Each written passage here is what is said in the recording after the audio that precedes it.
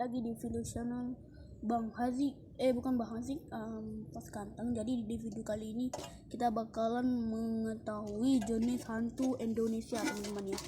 Oke, tidak membuang basa-basi, langsung saja kita mulakan, teman-teman. Check it out. Di video sebelumnya, aku pernah membuat judul jenis-jenis hantu di Indonesia dengan menggambarkan hantu-hantu umum di wilayah Nusantara seperti pocong, kuntilanak, dan juga tuyul. Untuk melihat full video ini, kalian bisa klik link di pojok kanan atas ini ya.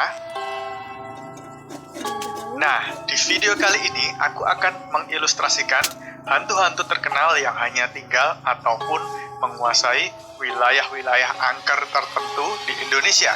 Tentu saja beserta sedikit latar belakang dari masing-masing hantu. Jenis hantu Indonesia penguasa wilayah. Yang pertama adalah si manis Jembatan Ancol. Nama aslinya adalah Mariam, gadis bunga desa cantik yang hidup pada era 60-an. Latar belakang kematiannya bermula ketika dia mencoba mempertahankan kehormatannya saat akan diperkosa oleh beberapa pemuda, sehingga dia terjatuh dan mati di sekitar Jembatan Ancol. Arwahnya lalu penasaran dan bergentayangan di sana.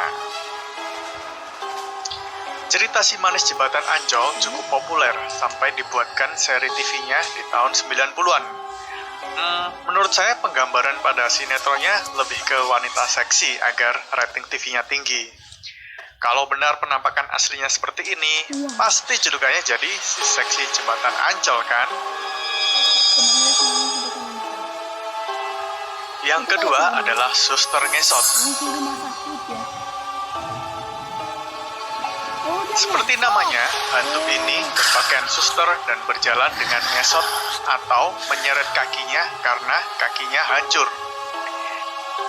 Kisahnya berasal dari salah satu rumah sakit di Jakarta. Dikisahkan bahwa seorang suster yang jaga malam diperkosa secara brutal oleh dokter jaga. Kemudian meninggal, lalu arwahnya gentayangan di sekitar rumah sakit.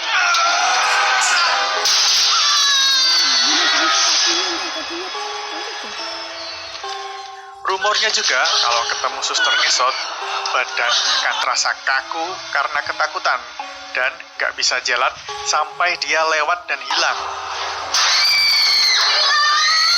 Wah, 3 menit bisa berasa 3 jam dong ya.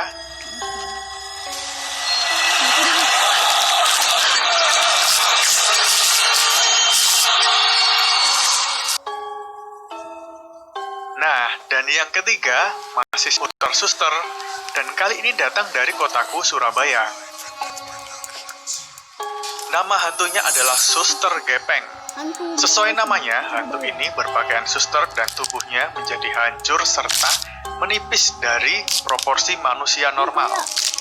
Kisahnya sendiri berawal dari seorang suster yang karena kelelahan bekerja, dia tidak konsentrasi pada saat memasuki lift yang pada saat itu sedang rusak. Lalu, dia terjatuh ke bawah dan tergencet lift dari atas sehingga tubuhnya pun hancur seketika. Rumah sakit itu kini sekarang sudah berubah menjadi mall, tetapi pada area tertentu masih terasa aura mistisnya. Kalau aku sih merasakannya pada area lift di malam hari. Ada beberapa cerita dari pengunjung bioskop setelah nonton Midnight, liftnya terkadang tidak bisa menutup, seakan-akan ada yang memencet tombol dari luar.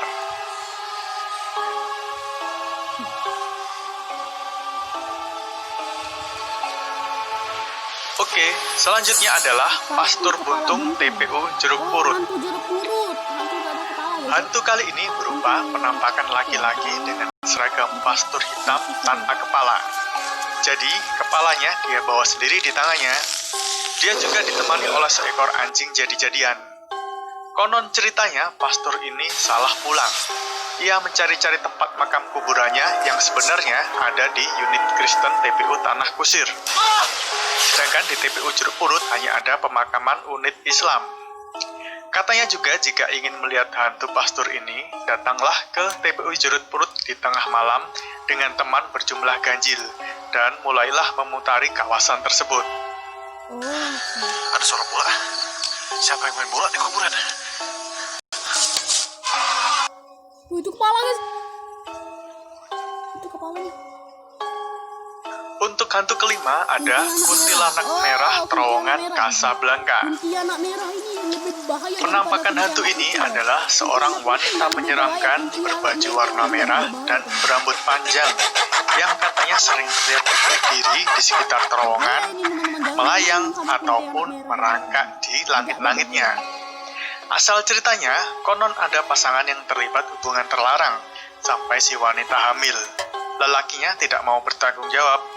Keduanya lalu bertengkar hebat sampai si wanita terbunuh. Wanita itu pun dikuburkan diam-diam di lubang pembangunan terowongan Casablanca tanpa sepengetahuan siapapun. Arwahnya pun lalu mendendam hingga menjadi kuntilanak merah.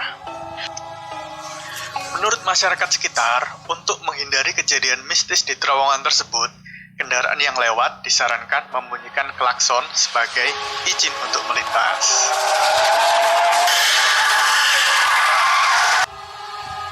Sebelum kita ke sosok makhluk terakhir, ada beberapa tempat angker terkenal yang hantunya tidak saya gambarkan, karena tampilan dan karakter hantu-hantunya sendiri kurang begitu menonjol, seperti kereta hantu Manggarai. Itu kereta yang kalian tunggu.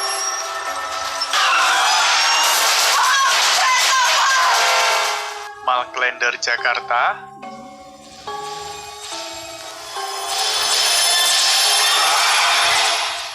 Rumah Hantu Darmo Surabaya,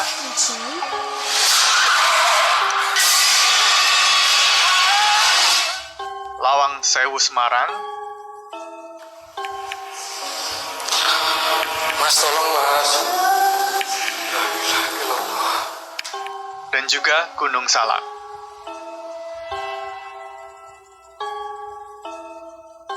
Dan inilah yang terakhir, juga mungkin paling melegenda sejak lama, Ratu Laut Selatan, Nyi Roro Kidul.